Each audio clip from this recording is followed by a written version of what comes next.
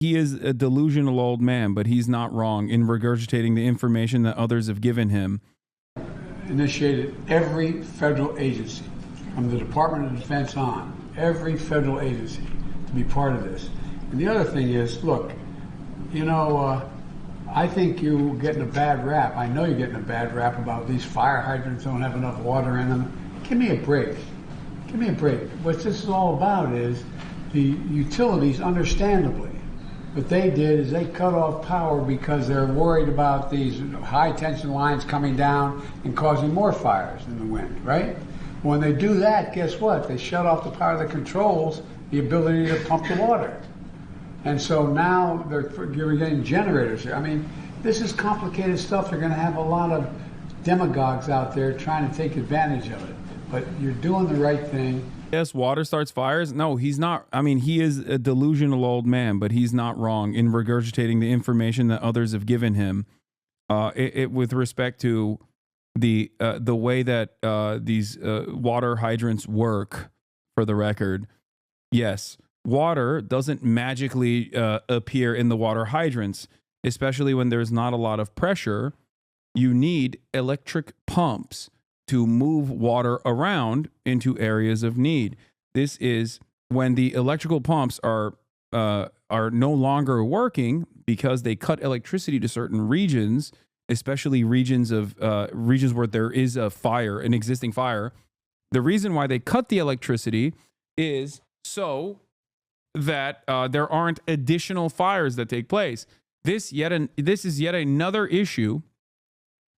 This is yet another issue with our overall refusal to harden the infrastructure against wildfires, because the electricity is above ground, because the electrical lines are above ground in areas where they are super close to the vegetation.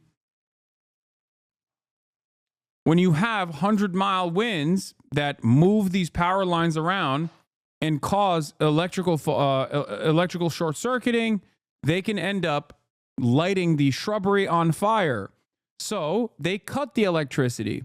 But when they cut the electricity and there are no backup generators for the water pumps can't function and move water around to areas of need. That's how you arrive at water hydrants not having enough water. Having said that, there's another problem here. A wildfire this size it cannot be combated with water hydrants anyway, or at least that's what firefighters say. Water hydrants are there for structural fires. They are not there to literally stop a massive area like this from being engulfed in flame. Okay. We're going to get it done, God willing. And I say to the people of Southern California, God bless you. Stay strong. Stay strong. We're not going anywhere. We're not going anywhere. Thank you. Thank you very much. Thank you, Mr. President, for everything. And you know, all kidding aside, you both have my phone number. So Trust me. Yes, we do. No, I mean, for real. Anything that comes up, you have any ideas? He's for real. And if you didn't, I got a California vice president, man. Yeah, I'll tell you what, that helps too. she's mildly focused on this.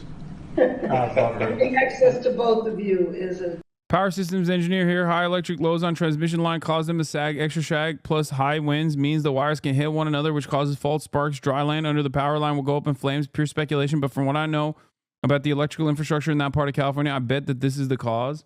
I mean, that has been the cause in previous wildfires. So the real reason why the fire hydrants became a major point of discussion is because, and this is going to dovetail into the other argument that I wanted to talk about, private fire brigades. Okay.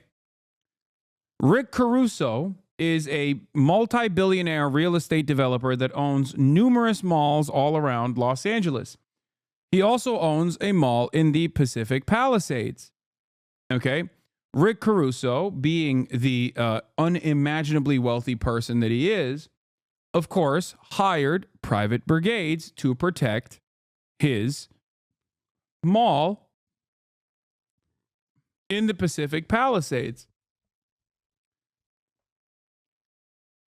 He also ran for mayor and almost won. He's a Republican that swapped his party loyalty, his party, right before this election, specifically so that he could turn around and potentially win the mayoral race.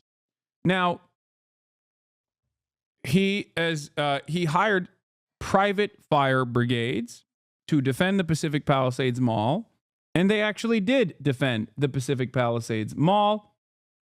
Here it is. Here's a video of the entire Caruso property in Palisades Village remains untouched while surrounding homes and properties have been completely destroyed. People will say, oh, this is because this is a newer structure and is up to standard on the new fire codes that were implemented in 2008 and onward. But that is not the only reason. The other reason is because, like I said, he hired a private fire brigade to ensure that his property remained intact. In that process, he found out that there was limited amounts of water that his private fire brigades could use. He made a big stink about it. He said, this is, there's no fire, there's no water in the Palisades. What the hell's going on? And then obviously everyone went along with that. And that's why this became a major point of contention. Also, the hydrants are fed from water tanks and water towers and tanks for pressure, and those tanks are filled with electrical pumps. It's not like the hydrants go dry the moment the power goes out. A lot of chat is saying seems like an oversight. Should there have been backup generation? Maybe. Again, though, those fire hydrants would not have solved this alone. Exactly. But that is the reason why a lot of people started talking about the water hydrants running out of water. But that is also the reason why, as you can see here, these structures are intact. Whereas everything else in the surrounding region is engulfed in flame.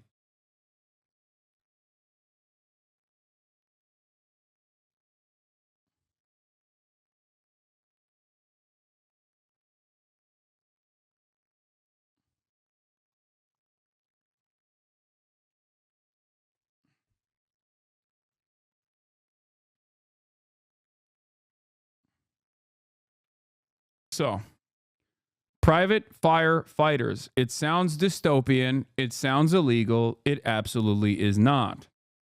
Okay? It's not. If you recall, this is something that I've covered before when Kanye West hired private firefighters to defend his Calabasas neighborhood a couple of years prior. They make $7,000 an hour as well? No, they don't make $7,000 an hour. They make $7,000 a day, which is still insanely high in comparison to like what even Los Angeles Fire Department employees make, even though they are definitely, that's definitely one of the most sought after positions that you can get in public service. And infinitely more than what the wildfire prevention teams get. Wildfire teams are comprised of federal employees that get paid the lowest possible salary. If you know anything about the history of firefighters in this country, that's how we originally started off. Throughout time, there's always been private fire brigades. As a matter of fact, it used to be the only game in town. Okay? One must ask the question, why? This was a structure that was inevitably socialized, funded by the public. It is one of the best arguments for socialization because there is constant market competition amongst fire brigades and fire insurance that was privately purchased for certain for certain structures in the city that created problems for everyone. For example, fire spreads. Okay? I don't know if you know that or not, but fire has a tendency to spread. It really likes spreading. So you might have a structure that is on your block that was not covered by fire insurance and defended by a private fire brigade, so they wouldn't actually put that fire out. But because that fire would spread, it would inevitably spread to structures that were covered. So you ended up cooking all of these. You ended up cooking all the fires. You ended up cooking all of the structures in the city.